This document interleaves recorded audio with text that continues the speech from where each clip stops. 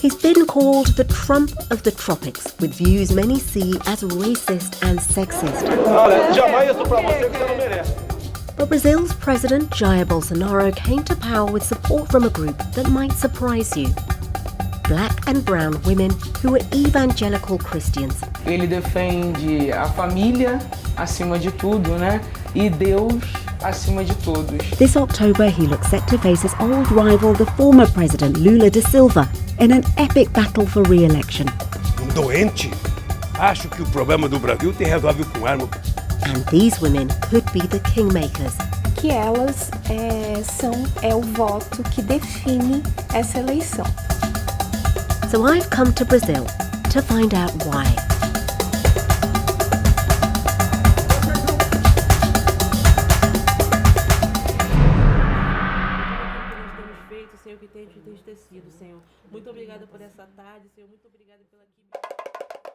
Rio, one of Brazil's best-known cities, with Christ quite literally looking over it. This statue was paid for mainly by Catholics, but it's evangelical Christians who are growing in number and political influence here. Nearly 70% of evangelicals like Pastor Raquel Prado voted for the current president Jair Bolsonaro. It helped give him the margin he needed to win. And the largest grouping within evangelical Christianity is women of colour. I caught up with Pastor Raquel at home and asked her who she's voting for this time. Sim, dentre as opções que eu tenho, o Bolsonaro. Ele defende a família acima de tudo, né? E Deus acima de todos. E o que todo mundo sabe, ele é um cara que não tem filtro, né? Não tem muito filtro, né? Começou a colocar uns filtros agora. Mas dentro daquilo que se fala pro povo, no governo, pro povo, em fazer para o povo, no coletivo, ele foi o melhor até agora. Dentre as opções que eu tinha. So Bolsonaro says that there's no such thing as racism in Brazil. It doesn't exist. What do you think? Eu tenho 40 anos, vou fazer 41. Eu nunca sofri racismo. Ninguém na minha família nunca sofreu racismo por ser negro, mas por ser gorda sim. Eu sou reduzida, né? Eu tinha 100 e poucos quilos, né? E eu fiz bariátrica. Mas eu não considero em grande proporção de verdade aqui no Brasil, não. O que falta para a mentalidade desse povo, que é negro, é parar de dar desculpa e acreditar que eles são capazes. E não ficar dando desculpa do racismo. Brasil acima de tudo, Deus acima de todos. Bolsonaro might not seem like the obvious choice for black and brown women, with his well-documented catalogue of racist and sexist comments. O índio mudou, cada vez mais o índio é um ser humano igual a nós. Não fazem nada. Eu acho que nem para procriadores serve mais. É bastante aberto no Brasil. O povo, a sociedade brasileira não gosta de homossexual. Bolsonaro says he's been misrepresented. A minha briga é contra cotas. O negro é tão competente quanto um branco e vice-versa. He also expressed nostalgia for the former military dictatorship. Funciona. Eu sou favorável à tortura, tu sabe disso. E o povo é favorável a isso também. Eu digo para ele que não sou mais capitão, nem ele é general. Nós somos soldados do Brasil. But he had another message too. O Brasil é um país cristão e conservador. E tem na família a sua base. Só Deus me tira da cadeira presidencial. And that resonated with many people. But not all.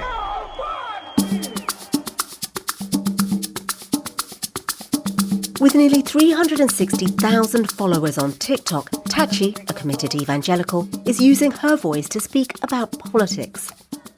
Existe muitas pessoas colocam esse estigma de evangélico, que você tem que usar saia jeans abaixo do joelho, que você não pode usar muita maquiagem para não ficar muito ousado ou vulgar.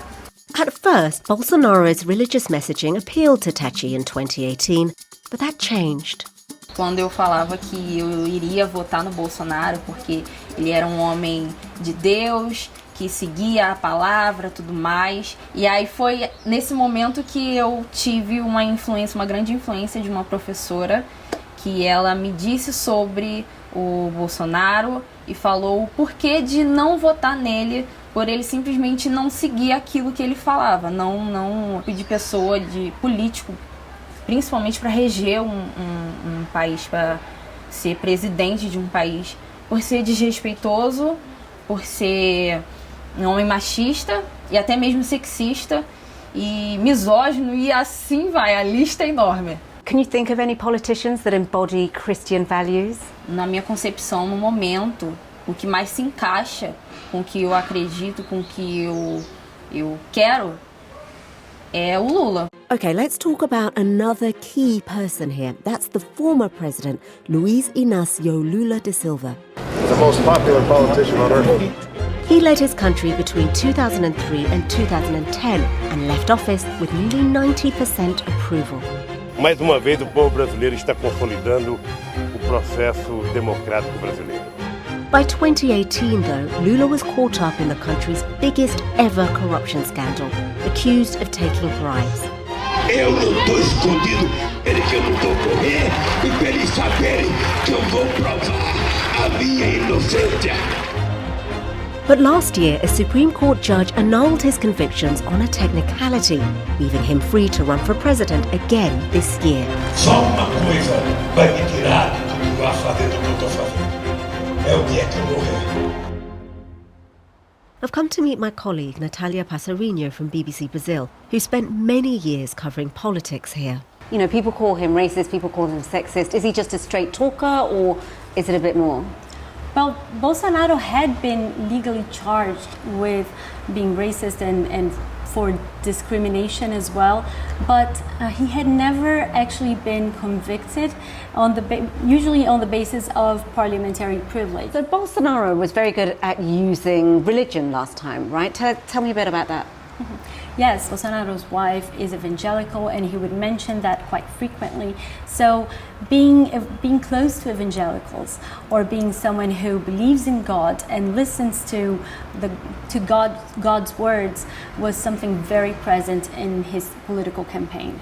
So it obviously worked last time. Is it going to work this time around? This time around, people have had time to assess his government, his policies. So there are other matters in the game.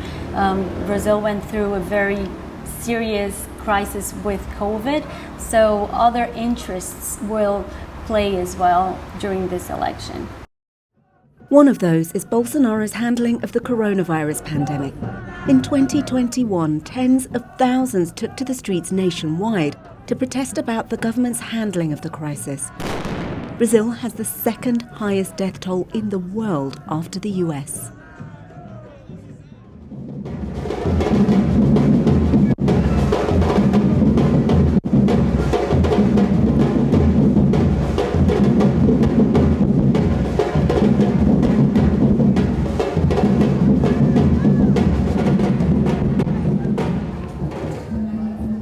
Here in Salvador, 80% of people have black African ancestry.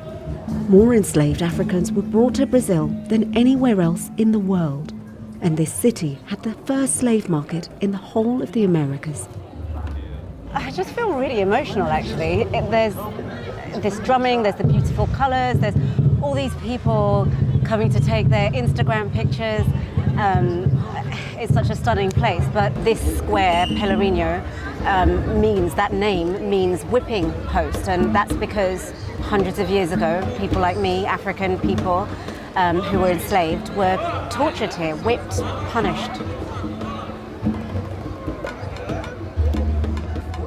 Brazil's racial hierarchy is still more evident here, with people of African heritage often living in the poorest areas. And it's in one of these parts of the city that we meet Lucienne, a retired social worker. Morando numa cidade que a maioria negra, você perceber e ver o que? Você vai numa loja. O Brasil estava todo desarrumado, mas muita coisa que acontecia antes dele já não acontece. I showed Lucienne the video where Bolsonaro said he wouldn't give reparations to descendants of slaves, calling them too lazy to procreate. Não fazem nada.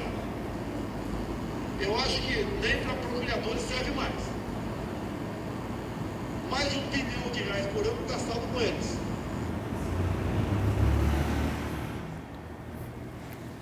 Eu acho que aí é mais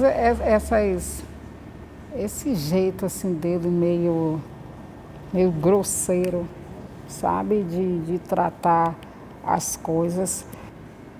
É complicado se posicionar, sabe? Os outros têm suas posições. Se a gente for olhar por esse parâmetro, a gente não vai votar em ninguém. Entende? A questão é que ele se expõe. A gente não sabe se o Lula tem esse mesmo pensamento. Porque ele não se expõe.